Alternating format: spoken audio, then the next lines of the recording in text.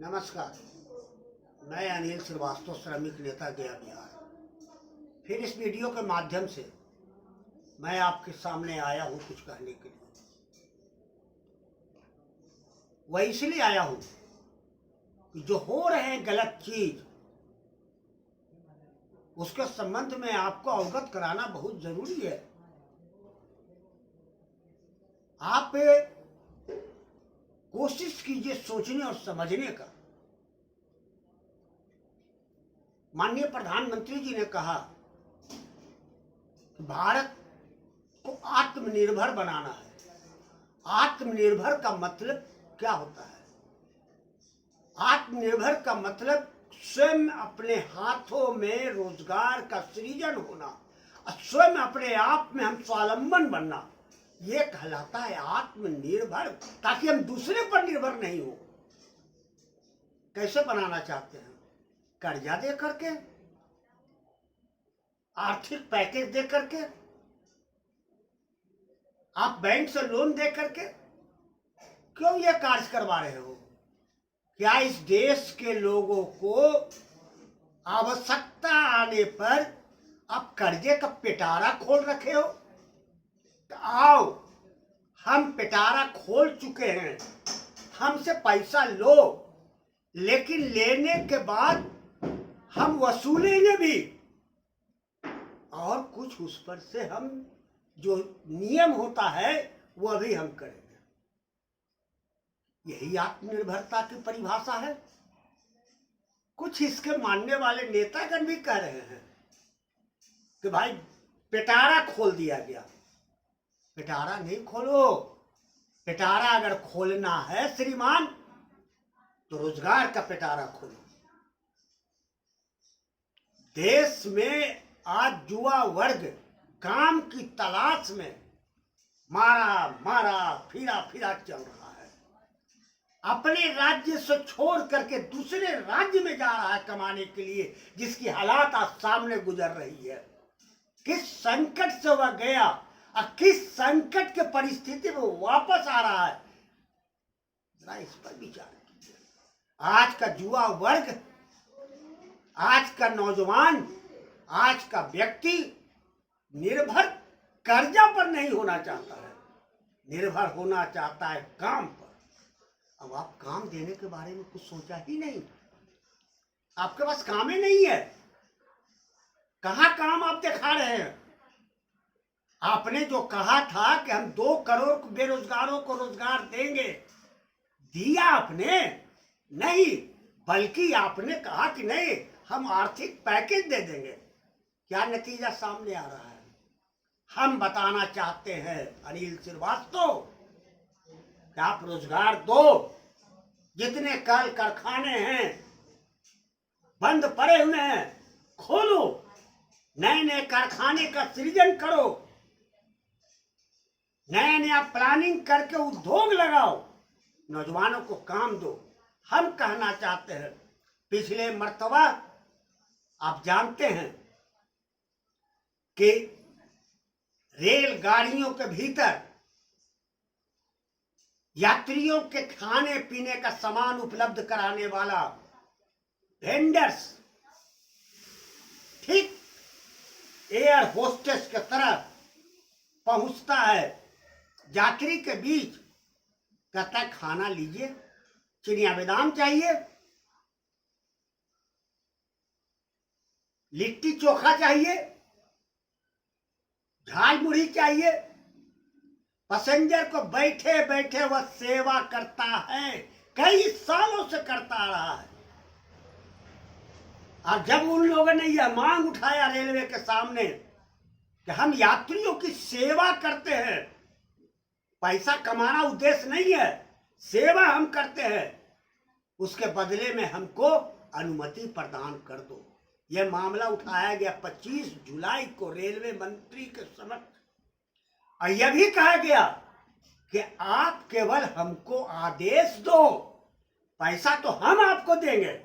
और लिख करके भी दिया गया कि हम, अगर रेलवे हमको आदेश दे देगी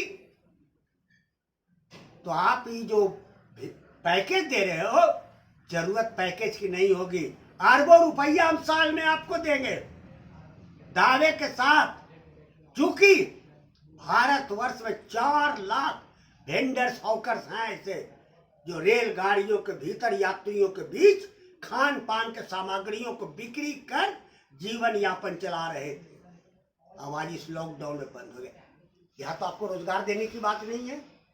यहाँ कहाँ कह रहा है कि हम आपको कारखाना लगा दो, रोजगार दो। हम खुद रोजगार करके आपको पैसा देंगे, मांगनी में नहीं मांग रहे हैं। जो पैसा दूसरे जगह जा रहा है, जो पैसा पुलिस प्रशासन और रेलवे के अधिकारी खा रहे हैं, वो पैसा अगर आप सरकारी मुहर लगा दोगे तो आपके यहाँ रुपया आ जाएगा।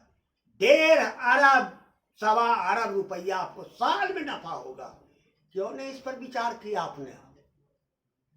रेल मंत्री के समक्ष लिख कर दिया गया कि हम आपको समय देते हैं नवंबर दिसंबर तक, विचार करके ये लागू कर दो। माननीय सांसद विजय कुमार मांझी ने भी इस प्रश्न को उठाया, माननीय सांसद सुशील कुमार सिंह ने भी इस प्रश्न को उठाया, और इसके पूर्व माननीय हरि मांझी ने भी इस प्रश्न को उठाया कि हॉकरों को लाइसेंस दे दो, लेकिन नहीं दिया गया। एक तो ये जिससे आमद आनी चाहिए, जिससे आमद होगी, कर्जा नहीं। दूसरा, जितने भी स्टॉल नहीं खुले हैं, दुकान नहीं खुली है, आप दुकान के लिए जमीन दे दो, जमीन दे दो दुकानों के लिए खोलने के लिए, तो दुकान खोलो। आप दुकान खोलना चाहते हो, आपके यहाँ लबारिश बहुत सारी जमीन जो है सो ऐसा ही है, बंजर जमीन है, उस जमीन पर दुकान खोलो, रोजगार अपने आप मिल जाएगा। कहाँ रोजगार नहीं मिलेगा? आमद का रास्ता तो बनाओ। बेरोजगार जो जुआ है वो रोजगार चाह रहा है, अब आप रोजगार दे नहीं रहे। अब करो कि अच्छा हम देते हैं आर्थिक पैकेज। आज बहुत सारे मजदूर बाहर से आ रहे हैं, मर करके आ रहे हैं, कट करके आ रहे हैं, कहीं चांपा पड़ जाता है, क्या करते हैं, आहा पर चांपा पड़ गया, बहुत दुखद हुआ। अरे क्या दुखद हुआ? उसका जीवन आप लौटाइएगा।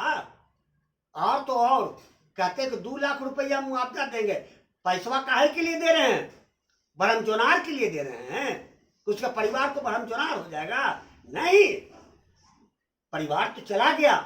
अगर उस पैसे के बदले में उसका जीवन वापस कर दीजिए तब न समझेंगे।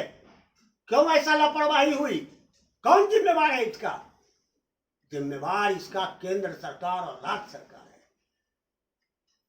मुकदमा उन पर होनी चाहिए जो जिम्मेवार है इस पर। जान चली गई, वापस आप नहीं कर सकते हो। अगर यही पहले व्यवस्था कर दिए रहते तो सारे लोग चले आते अपने घर पर। किस हालात में आ रहे हैं, तरस आनी चाहिए। कोई बैग पर बच्चा ढोए चला रहा है, कोई पैदल आ रहा है, 1200 किलोमीटर की दूरी तय कर, भूखे प्यासे आ रहा। क्यों यह नौबत आया? खाद्य मंत्री केंद्रीय कहते हैं 5 किलो चावल दे रहे हैं, 5 किलो आटा दे रहे हैं और 1 किलो दाल दे रहे हैं। 5 किलो और 1 किलो क्या चने के दाल में या दाल में परिवार चला लेगा? 1 महीना है। छोड़िए, हम मंत्री जी, हम आपसे कहना चाहते हैं, यहाँ के तमाम प्रशासनिक अधिकारी जो ढिंढोरा पीटते चल रहा है कि हम तो 5 किलो गल्ला बांट रहे हैं, बड़ा श्रेय ले रहा है 5 किलो गल्ले का। क्यों आप खा रहे हो इतना पैसा का? आप भी छोड़ दो, बंद कर दो। 5 किलो गल्ला पर आप ही जो है सो जी महीना काट तो दो। है आपके अंदर? अगर आपके अंदर जरा सा भी अगर ये लज्जा होती तो आप भी कहते कि नहीं 5 किलो हम भी खाएंगे, इससे अलावा कुछ नहीं खाएंगे, फिर सदा बरात काफी रहेंगे, कोई दिक्कत नहीं है। झूठ मूठ कैसे नाटक कर रहे हो? भिक्षाटन दे रहे हो कि ला 5 किलो रखी है मोटरी में, 5 किलो कह दिन चलेगा? व्यवहारिकता अपनाओ। इसलिए हमने मांगा था कि 25,000 रुपया दो महीना, नहीं दिया सरकार ना, विचार नहीं किया। कहा पैसा नहीं आपके पास है? अभी बहुत सारे धार्मिक संस्थान पड़े हुए हैं जहाँ मंदिर मस्जिद में बहुत सारे पैसा है। अभी तो हाल फिलहाल देख रहे थे, न जाने कितने ट्रस्ट के पास जो है सोना चांदी इतना जेवर पैसा है कि इसको कह नहीं सकते। वही पैसा से आप लोगों के कल्याण के लिए कुछ निकालो, और आप नहीं कर सकते। यह काम नहीं कर सकते। मुख्य बात यहाँ पर यह है कि आप रोजगार दो। यही मुख्यमंत्री नीतीश कुमार जी ने कहा था, कारखाना हम बंद है उसको हम खुलवा देंगे। साल पर साल बीतता गया, हर साल नया नया कोई सपना आप दिखाने के लिए तैयार हो जाते हो जनता के बीच में। कभी नोटबंदी, नोट बंद कर रहे हैं काय के लिए, तो काला धन निकालेंगे और उसे 15 लाख दे देंगे। अन्न धन जन योजना में खाता खुलाओ, पैसा आपके यहाँ खाता पा जाएगा। कितना आया? 500 रुपया। क्या 500 रुपया दिए हो?